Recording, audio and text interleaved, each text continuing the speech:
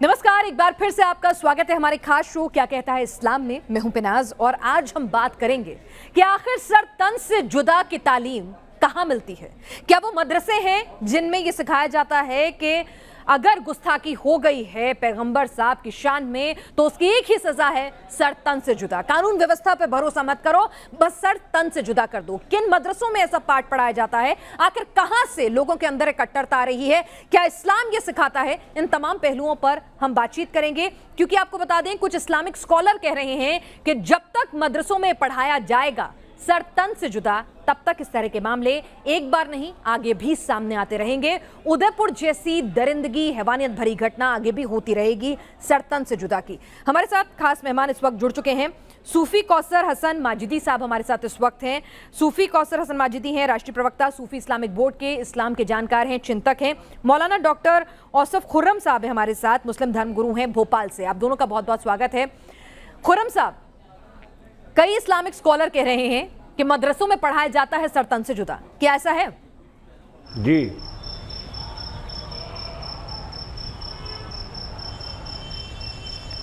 मेरी जानकारी में तो नहीं है ऐसा। कौन से मदरसों में पढ़ाया जाता है? इस्लाम का तो दहशतगर्दी से, कत्ल गारत गर्दी से, खून खराबे से, आतंकवाद से कोई सरोकारी नहीं है। सर फिर इतने सारे आतंकियों के नाम इस्लाम से क्यों जुड़ते हैं? क्यों कट्टरपंथ को इस्लाम से जोड़कर देखा जाता है? इस्लाम तो मोहब्बत का मजहब है। और ये जो जुम्मे की नमाज के बाद सर तन से जुदा के नारे लग रहे थे और उदयपुर की जो घटना हुई है वहां पर किस तरह से सवाल उठा, ये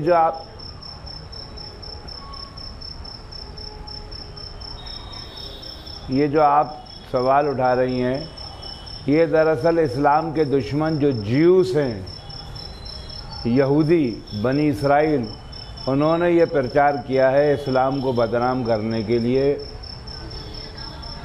अगर इस्लाम दहशतगर्दी का मजहब होता तो पूरी दुनिया में करोड़ों मुसलमान नहीं होते। ISIS क्या है? इस्लाम तो मोहब्बत का, अमन का मजहब है।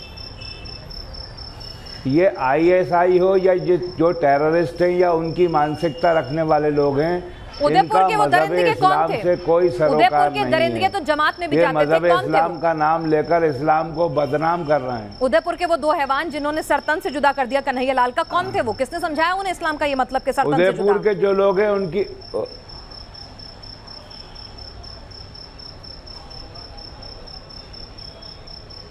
उदयपुर की जो घटना हुई है उसकी तो अभी इन्वेस्टिगेशन जारी है। आपको इन्वेस्टिगेशन चाहिए? आपको इन्वेस्टिगेशन चाहिए? आप सही सुन रहे हैं? आपको इन्वेस्टिगेशन चाहिए उसमें? आपको इन्वेस्टिगेशन चाहिए उसमें? दो आदमी सामने, कैमरा में सब कुछ रिकॉर्ड होता है, खुद खंजर खून से सना हुआ लेकर कहते हैं कि हाँ सर से तन से जुदा हमने किया है। अगर गुस्ताखी करोगे पैगंबर साहब की शान में तो उसकी एक ही सजा, सर तन से जुदा, सर तन से जुदा। ये कहते हैं, वीडियो बनाते हैं, कत्ल से पहले भी, कत्ल के बाद भी, और आप कह रहे हैं इन्वेस्टिगेशन चाहिए आपको। माफ कीजिएगा सर, मुझे समझ में नहीं आ रहा है। डॉक्टर औसफ साहब, जरा मुझे बता दीजिए कहां से पढ़कर आ रहे हैं ये कि इस्लाम में सिखाया जाता है सरतन से जुदा, सरतन से जुदा? क्या मदरसे पढ़ा रहे हैं ये पाठ? क्योंकि स्कूलों में तो निश्चित तौर पर शिक्षा नहीं दी जा सकती।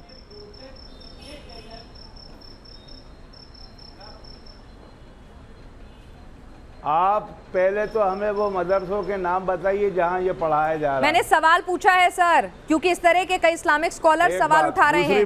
मैंने आपसे सवाल नहीं पूछा, मौलाना डॉक्टर औसफ साहब के पास पूछा है। पुलिस ने उनको गिरफ्तार किया है, जब पुलिस ने उनको गिरफ्तार किया है तो उनको सजा मिलेगी। जब पुलिस ने उनको गिरफ्तार किया है, क्या बात कर रहे हैं? आपको समझ में आता है? आप क्या बात कर रहे हैं? दो लोग सरेआम वीडियो बनाकर, अच्छा जब उन्होंने गला रेता तब कानून का उनको नहीं था भरोसा कि अगर किसी ने कुछ गुस्ताखी की है मोहम्मद साहब की शान में तो वो अपने आप कानून उस पर एक्शन लेगा, वो जाके सर कलम कर देंगे, सर तन से जुदा कर देंगे। और आप अभी भी कह रहे हैं कि अभी पुलिस की इन्वेस्टिगेशन है, आपको और क्या सबूत चाहिए? साहब एक आदमी मर गया, सरेरा वीडियो बनाकर, खून खंजर लेकर वो कहते हैं कि हाँ हमने सर तन से जुदा कर दिया, आगे भी करेंगे अगर किसी ने ऐसा किया।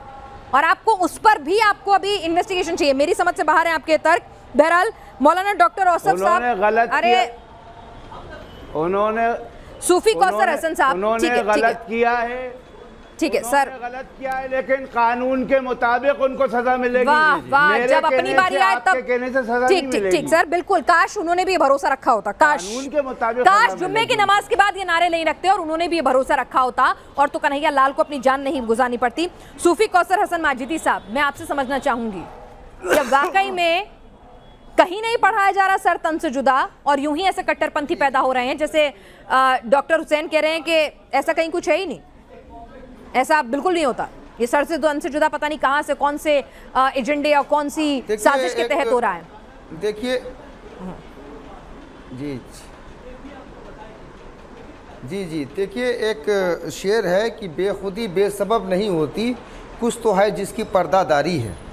मैं तो दावे के साथ न्यूज़ नेशन के डिजिटल प्लेटफार्म से पूरे देश के सामने ये बता देना चाहता हूँ कि यह ख़ास विचारधारा जिसके कुछ लोग जो अपने आप को बरेलवी कहते हैं, उनके मंचों से, उनके मदरसों से और उनकी किताबों से ये पाठ पढ़ाए जा रहे हैं, लगातार प्रचार किया जा रहा है। पाकिस्तान के आतंकी बरेलवी आतंकी, पाकिस्तान के बरेलवी आतंकी मुल्ला आसिफ अशरफ जलाली, खादिम लंगड़ा, इलियास अत्तार और बहुत सारे ऐसे मुल्ला जो बरेलवी सोच के हैं, बरेलवी पंथ के हैं, उनके द्वारा ये मिशन चलाया जा रहा है। लेकिन वो मिशन भारत को तोड़ने का मिशन है और उस एजेंडे के तहत नबी करीम सल्लल्लाहु अलैहि वसल्लम की ज़ात अक़दस को की आड़ लेकर के ये पूरे हिंदुस्तान, पहले पाकिस्तान में उन्होंने चलाया, अब पूरे हिंदुस्तान में चलाते हैं। और वो जो मुमताज़ कादरी नामक आतंकवादी था जिसने सलमान तासीर की हत्या की थी, उस सलमान तासीर के हत्यारे मुमताज़ कादरी का महिमा मंडन इन्हीं बरेलवी पंथ के मुल्ला मौलवियों के जलसों में किया जाता है। एक नहीं, दो नहीं, सैकड़ों वीडियोस मौजूद हैं। सुनिए, अब और पूरी बात सुनिए, पूरा मौका लेकर आप सीधे सीधे आरोप लगा रहे हैं, आपके निजी विचार हैं। न्यूज़ नेशन किसी भी पंथ को बिना किसी सबूत और आधार के इस तरह से ब्लेम नहीं करेगा, ये आपके निजी विचार है। मैं यहाँ पर ये साफ करना चाहती हूँ। जी जी जी जी जी जी जी मैं जी बिल्कुल बिल्कुल, अब मैं कह रहा हूँ कि इनके जुलूसों में, इनके जलसों में जो बात की जाती है कि फलाने हजरत का बागी है जो गुस्ताख है, उस पर खौलता पानी डाल दो, उसको काट के फेंक दो, आधा इधर फेंक दो, आधा इधर फेंक दो, तो वो जो तालीम, वो शिक्षाएं जो 2 साल से लगातार पिछले 2 सालों से सलमान अजहरी जैसा शख्स पूरे हिंदुस्तान में घूम घूम करके ये प्रोपेगेंडा रच रहा है, पूरे हिंदुस्तान में लोगों की भर्तियां कर रहा है, पूरे हिंदुस्तान में लोगों को इकट्ठा करके उनको खून देने की, उनको गर्दन देने की कस्में दिला रहा है। ये कौन लोग हैं? आखिर इन पे क्यों नहीं रोक लगाई जाती है? ये वही लोग हैं जो पाकिस्तान के दहशतगर्दों के इशारे पर आईना देखिए आपने, दहशतगर्दी आप ही की कौम से एक ऐसे ही आप जैसे रोजादार, 5 वक्त नमाजी, एक सच्चे मुसलमान यहाँ पर आपके सामने हैं। उन्होंने आपके सामने साफ कह के रख दिया है हसन साहब ने कि ये सब कुछ हो रहा है, नाक के नीचे हो रहा है। आंखें बंद करने से ये हकीकत छिप नहीं जाएगी कि क्या कुछ पाठ पढ़ाया जा रहा है मदरसों में। खौलता पानी डाल दो, काट के फेंक दो, सरतन से जुदा कर दो। अभी भी कहेंगे आप ऐसा कुछ नहीं हो रहा है?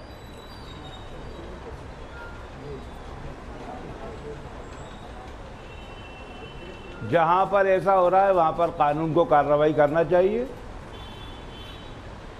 आपको लगता है कि ऐसा हो रहा है? उनके खिलाफ कार्रवाई होना चाहिए।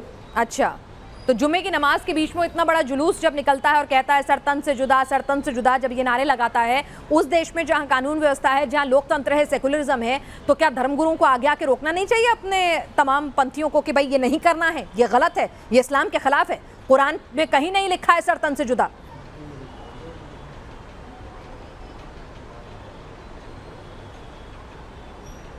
धर्मगुरु अपना काम कर रहे हैं, ये काम तो अब राजस्थान सरकार को करना था ना। अरे भैया एक मिनट, एक मुसलमान, एक मिनट सुनिए। 2 मुस्लिम धर्म के लोग इतने कट्टरपंथ उन पर इतना हावी हो जाता है, उनको ये समझ में आता है कि इस्लाम में ये लिखा है, उनका धर्म उन्हें ये कहता है, इस्लाम उन्हें ये कहता है, ये सीख देता है कि अगर मोहम्मद साहब की शान में गुस्ताखी हो गई तो सर तन से जुदा ही इकलौती सजा है और ये सजा उन्हें खुद देनी है।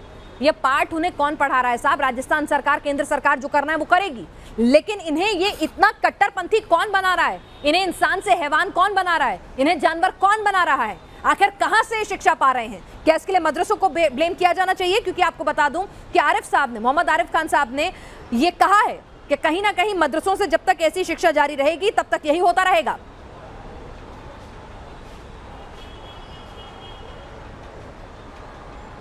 तो उन मदरसों के खिलाफ कार्रवाई क्यों नहीं कर रही सरकार? हसन साहब, यहाँ तो खुर्रम साहब कार्रवाई हम नहीं कर सकते। अच्छा, सरकार के हाथ में इख्तियार पावर है। जरा सा मदरसों पे कुछ नकेल लगाओ तो आप लोग कहते हैं कि इस्लाम को आप खत्म करना चाह रहे हैं, इस्लाम के खिलाफ साजिश है। वही तो कह रही हूँ, अगर मदरसों में कैमरा लगा दें, मदरसों की फंडिंग रोक दें, मदरसों को लेकर मॉडर्नाइजेशन पर काम कर दें, उस पर चेक एंड बैलेंस लगा दें, तब सब लोग चीखते चिल्लाते आ जाते हैं कि भाई मदरसों को आप हमारे धर्म में इंटरफेयर कर रहे हैं, आप जो है कहीं ना कहीं यहाँ पर हमारे धर्म को कुचलने की कोशिश कर रहे हैं। तब नहीं कहता है कोई भी ऐसा, आप खुले दिल से स्वीकारते हैं सारे प्रस्ताव।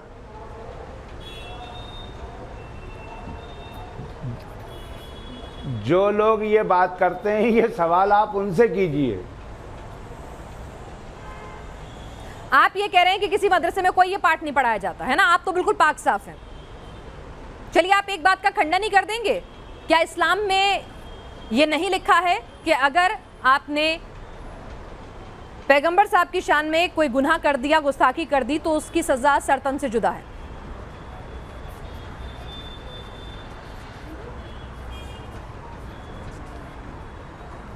मैंने तो कहीं भी नहीं पढ़ा ऐसा।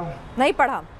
ठीक है हसन साहब, यहाँ पे खुर्रम साहब तो बिल्कुल पल्ला झाड़ रहे हैं, कह रहे हैं कि भाई मुझे नहीं पता, ये कानून करे काम, ये करे सब कुछ, मदरसों पे कार्रवाई भी कानून करे। अगर कानून पे इतना भरोसा होता तो फिर शायद उदयपुर में जो हुआ वो नहीं होता, शायद गुजरात में जो किशन के साथ हुआ वो नहीं होता।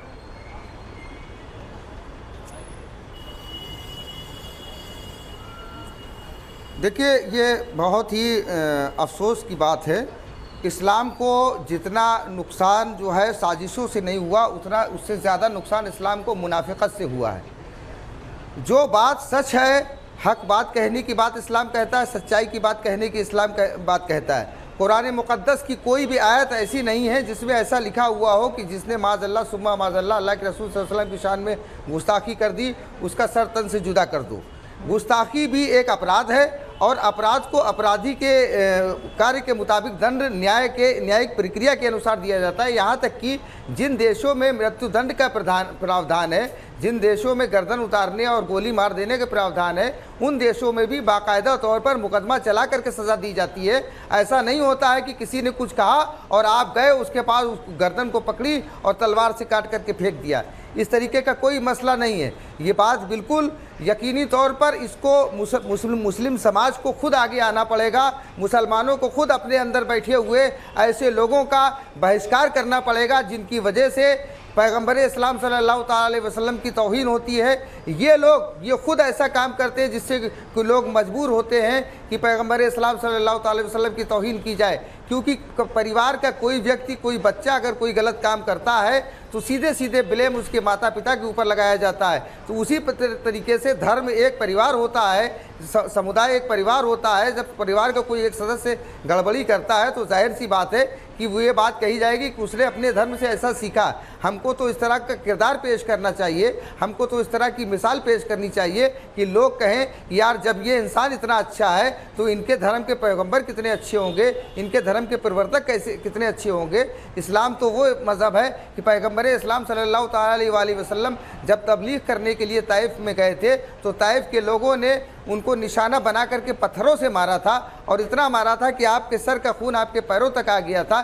लेकिन उसके बाद भी आपने लोगों को माफ़ किया। क्या इससे बड़ी कोई तौहीन रिसालत होगी? आपने लोगों को माफ़ किया और उनको दुआएं दी और कहा कि आज ये हमारी बात नहीं मान रहे हैं, आने वाली नस्लें इनकी बात मानेंगी। ये वो लोग हैं कि जिनके लिए अल्लाह के रसूल सल्लल्लाहु अलैहि वसल्लम ने दुआएं की। और इस्लाम तो वो मज़हब है कि इस्लाम के पैगंबर हज़रत मोहम्मद साहब के परिवार के लोगों ने नीति, नियम, न्याय और इंसाफ के लिए करबला के मैदान में अपने 6 महीने के बच्चे को भी शहीद करा दिया। पैगंबर इस्लाम का परिवार तो गर्दन देने में विश्वास करता है, गर्दन उतारने में विश्वास नहीं करता। यकीनी तौर पर वो लोग भी मुसलमान कहलाते थे कि जो लोग पैगंबर इस्लाम सल्लल्लाहु अलैहि वसल्लम के बेटों की गर्दनें उतार रहे थे, और ये भी दोनों खुद को मुसलमान कहलवाते हैं। ये भी ऐसा नहीं है हिंदू हो या यहूदी हो या यहूदियों की साजिश हो। ये जो भी लोग उदयपुर में दोनों थे, ये दोनों सो काल्ड भी नहीं, ये मुसलमान ही थे। ये वैसे ही मुसलमान थे कि जिन्होंने पैगंबर इस्लाम हजरत मोहम्मद मुस्तफ़ा सल्लल्लाहु अलैहि वसल्लम के बच्चों को कत्ल किया था। डॉक्टर खुर्रम, सुन लिया आपने, आंख बंद करने से ऐसा नहीं है कि जो मुसीबत है जो सामने आके खड़ी है दूसरे को दोष देने में कि फला की साजिश है, फला की साजिश है, अपना घर ठीक हो जाएगा। मुझे बेवजह आरोपी बनाने की मैं कोशिश आपको ना आरोपी नहीं करें। बना रही हूँ, आप साफ समझ नहीं रही। मैं कह रही हूँ, मैं यहाँ इस्लाम की बात कर रही हूँ। बेवजह सर, विद ऑल ड्यू आरोपी रिस्पेक्ट, बनाने की कोशिश ना करें।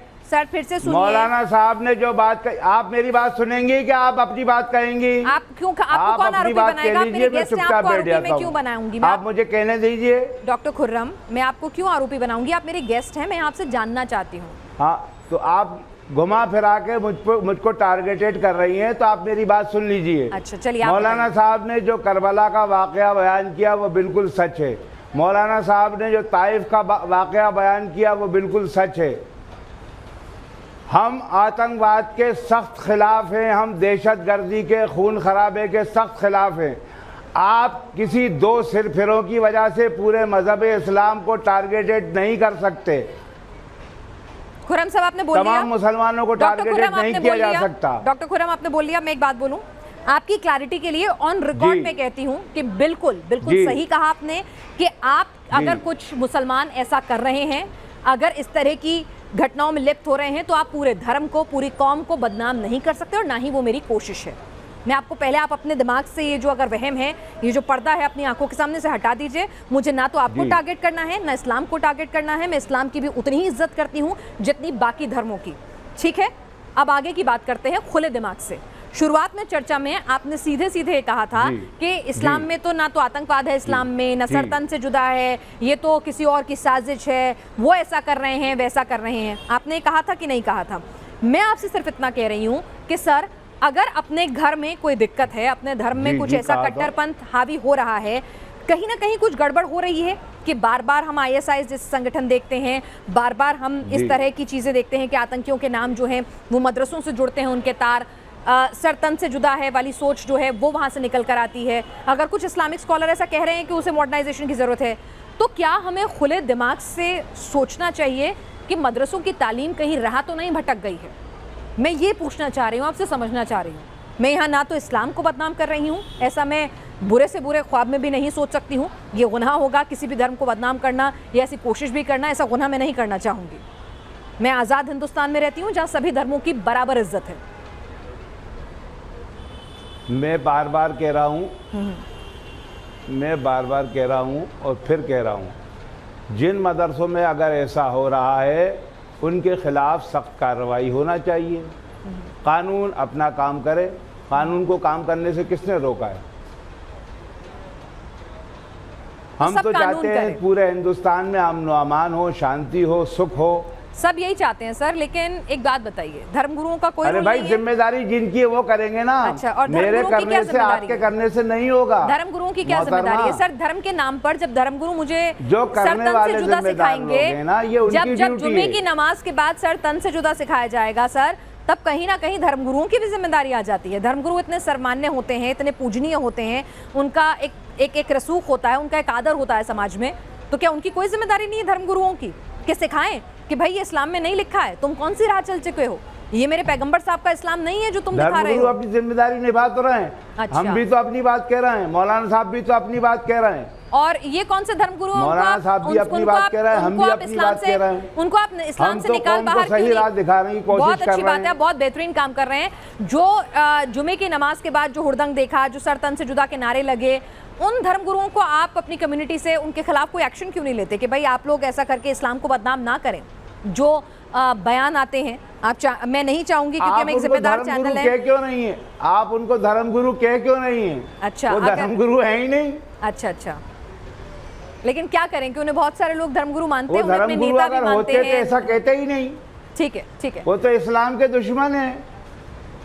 डॉक्टर खुर्रम भी कह रहे हैं आप इस्लाम के दुश्मन हैं, हसन साहब भी कह रहे हैं जो लोग मजहब इस्लाम के खिलाफ बात करें, मजहब इस्लाम के कानून के खिलाफ बात करें, मजहब इस्लाम के सिद्धांतों के खिलाफ बात करें, वो धर्मगुरु कैसे हो जाएंगे? ठीक है, तो खुर्रम साहब आप ये कह रहे हैं कि ना तो कुरान में लिखा है सर तन से जुदा, या खौलता हुआ पानी डाल दो, या उस आदमी को काट के फेंक दो जो पैगंबर साहब की शान में गुस्ताखी करे, ऐसा कहीं नहीं लिखा है। फिर भी शार्ली एब्दो में ऐसा हो जाता है, श्रीलंका में एक आदमी को पीट पीट कर मार दिया जाता है, इस तरह की इश्निंदा में जब खुद पनिशमेंट देते हैं, तो ऐसे कई मामले क्यों बार बार हसन साहब इस्लाम से जाकर जुड़ जाते हैं? क्यों इतना एग्रेशन? कौन सिखा रहा है? मतलब ठीक है, ऐसा नहीं है कि किसी को गुस्सा नहीं आना चाहिए, गुस्सा नहीं आएगा, आता है। दूसरे धर्म गुरुओं में भी अगर बेअदबी होती है तो उसके बाद नाराजगी होती है, सड़कों पर प्रदर्शन होते हैं, गुस्सा होता है, लेकिन इस तरह का एग्रेशन जो एक बार नहीं बार बार आ रहा है, और इसीलिए मैं फिर से कह रही हूँ, यहाँ इस्लाम को बदनाम करने की कोई सोच भी नहीं सकता है। बहुत पाक और बेहद खास आपका इल्म है, लेकिन इसका मतलब ये नहीं ना कि अगर बार बार अगर एक कौम कुछ चीज़ों से जुड़ रही है तो सवाल तो उठेंगे ना साहब।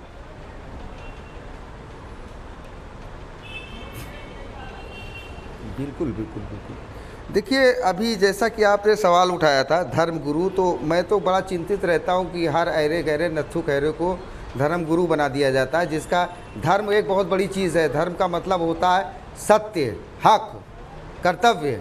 तो हर व्यक्ति जो है उसका गुरु नहीं हो सकता। पहली बात तो ये कि जब अपने आप को धर्म गुरु कहलाने वाला व्यक्ति और जो ये दावा करे कि हिंदुस्तान की 85% सुन्नी आबादी हमारे साथ खड़ी है, हम उसके लीडर हैं, हम उसका मरकज़ हैं, और उस मरकज़ से खड़े होकर के वो ये कहे कि अगर हम उस सड़कों पर उतर आए तो महाभारत हो जाएगी और फलाना हो जाएगा, ढिबाका हो जाएगा, तो यही सब बातें तो रेडिकलाइजेशन पैदा करती हैं। दूसरी बात ये है कि जिस तरीके से ये इसको एजेंडा प्रोपेगेंडा बनाया जा रहा है, आप ये देखें कि पिछले कुछ सालों से 70, 80, 90, 100 साल मान लिया जाए, जब से तुर्की की खिलाफत उस्मानिया का पतन हुआ, तब से इस तरीके की ये मामलात लाए जा रहे हैं। इसमें एक बहुत बड़ी अंतर्राष्ट्रीय राजनीतिक साजिश है, जिसको अगर ये बयान किया जाए तो इंसान ये कहेगा अरे कहाँ से कौन सी बात लेकर के चले आए।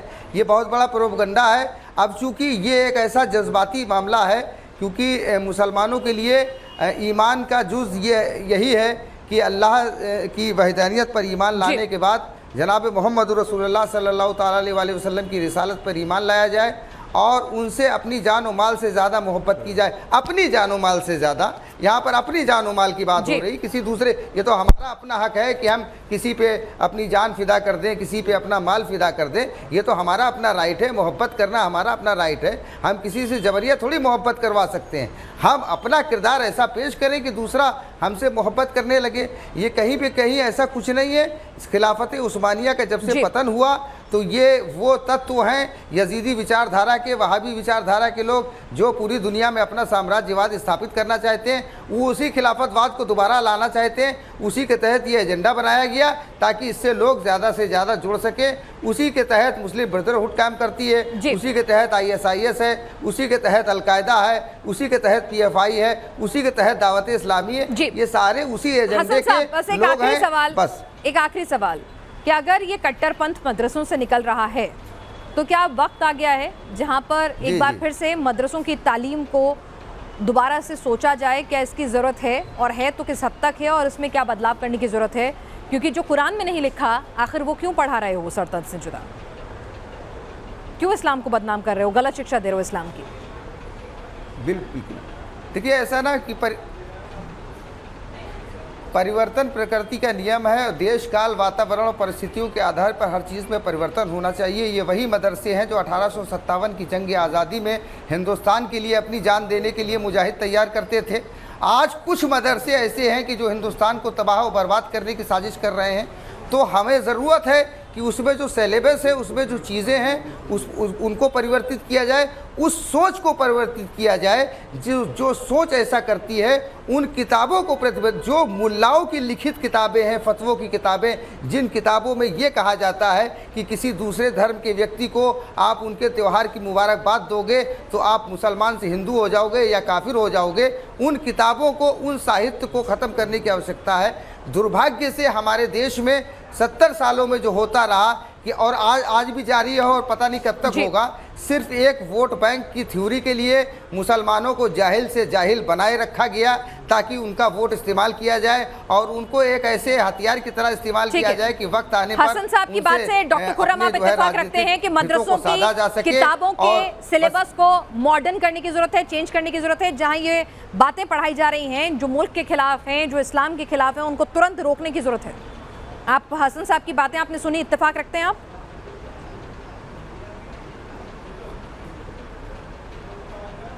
आपकी जानकारी के लिए बता दूं, आपकी जानकारी में इजाफा हो जाएगा।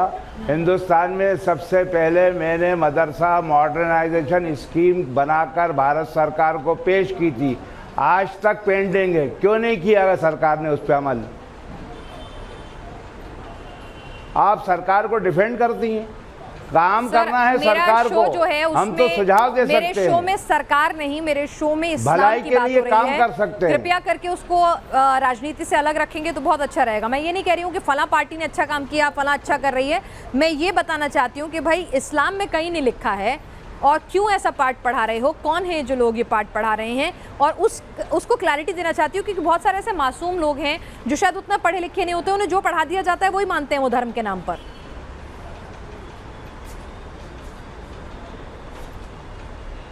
जी, तो मदरसा मॉडर्नाइजेशन स्कीम जो अल्पसंख्यक कल्याण विभाग के अधीन है उसको लागू क्यों नहीं किया जा रहा, ये सवाल है। अगर लागू किया जाएगा तो ये नौबत ही नहीं आएगी, ऐसे वारदातें ही नहीं होंगी। खुर्रम साहब, आप ये नहीं बताना चाहते कि मदरसों की तालीम में क्या है क्या नहीं है? जैसे कि हसन साहब ने कहा, बताया कि कुछ कुछ गलत किताबें हैं, कुछ कुछ गलत तालीम है, उसे बदलने की जरूरत है। पर आप सरकार पर ठीकरा फोड़ रहे हैं। धर्मगुरु होने के नाते आपकी कितनी जिम्मेदारी है उन मदरसों के सिलेबस को रिवर्क करने की? सरकार की अपनी जिम्मेदारियां हैं, कौन सी पार्टी की सरकार आती है जाती है वो अलहदा बात है, लेकिन कहीं ना कहीं हमारी ये कोशिश थी कि आखिर जब कुरान में कहीं नहीं लिखा, जब इस्लाम में कहीं नहीं लिखा सरतन से जुदा, जब आपको खुद अल्लाह ये नहीं सिखाता है तो फिर ये पढ़ाई आप पढ़ कहाँ से रहे हैं? और अगर गलती से भी ये पढ़ाई आपको कोई पढ़ा रहा है, भले ही वो मदरसा क्यों ना हो, तो सवाल उठाइए, क्योंकि इस्लाम के दो जानकार हसन साहब और खुर्रम साहब ये कह रहे हैं, इन्हें इस्लाम मौलाना साहब ने जी एक इंटरनेशनल साजिश की तरफ इशारा किया है, उसको समझने की कोशिश कीजिए। ठीक है। तो यहाँ पर वो कह रहे हैं कि कहीं ना कहीं जब ये नहीं है, ऐसे मदरसों में अगर आपको ये पढ़ाया जा रहा है तो सवाल उठाइए और ये ज्ञान गलत है। ये कम से कम ये दो स्कॉलर अपनी राय रख रहे हैं। आज क्या कहता है इस्लाम में, फिलहाल के लिए इतना ही। आप दोनों इस चर्चा में शामिल हुए, बहुत बहुत शुक्रिया।